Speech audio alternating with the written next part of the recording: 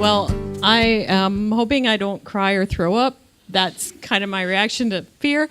And Warren made me cry just a couple weeks ago at church, not intentionally, but you read that beautiful poem and I lost it, yeah. So we'll hope for the best here.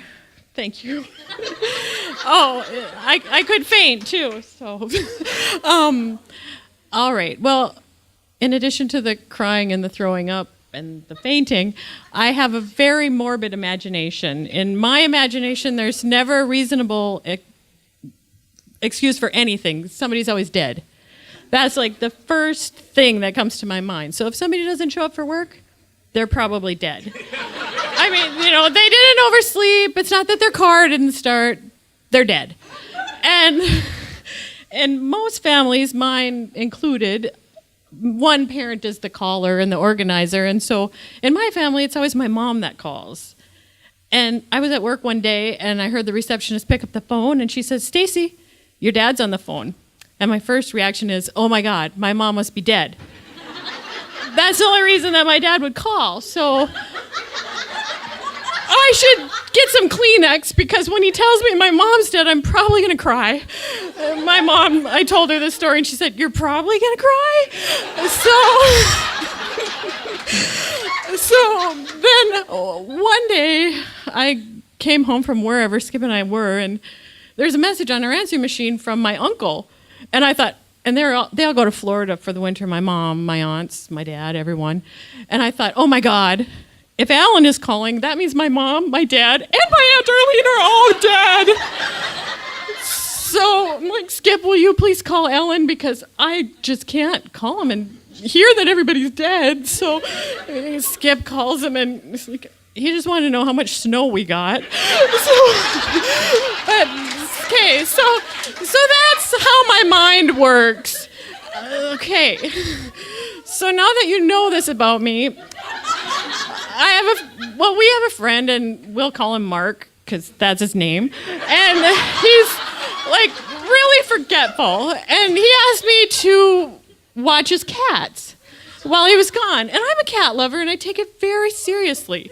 So I, go over there, and I bring some lunch, and I watch TV, and I make some aluminum balls, and throw them for the cats, and he has cats that he lets go out, and then he brings them back in, and my cats are indoor cats. I don't want them to go outside, jump in front of any cars, or do anything like that, so I tell him, I'll watch your cats, but I'm not going to let them out for the whole week. So they're not going to like me, they're going to be mad, but they're going to stay in the house.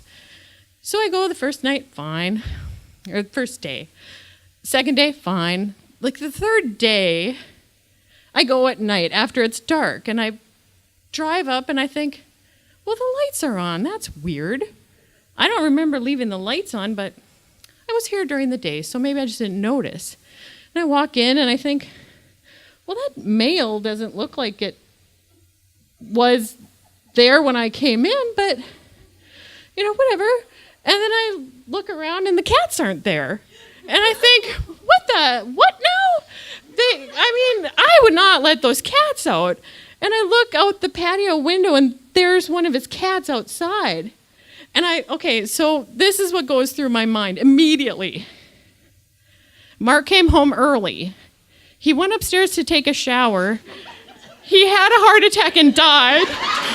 So he's up there right now, probably dead and naked. And I am not going up there. So I drive home.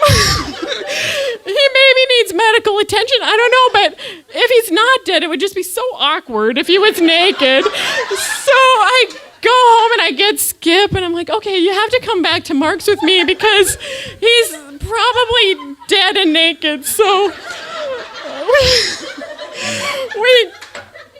we go back, and he's like, oh, I feel bad for Skip, people. He has to put up with a lot. And so we go back there, and he goes upstairs, and Mark's not upstairs. He's not dead. He may be naked wherever he's, I don't know, but it's not there.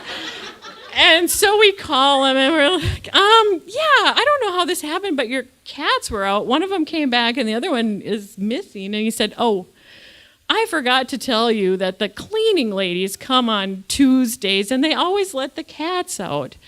it's like, oh, okay, so that's a reasonable explanation. So then we decide that we better go look for this other cat.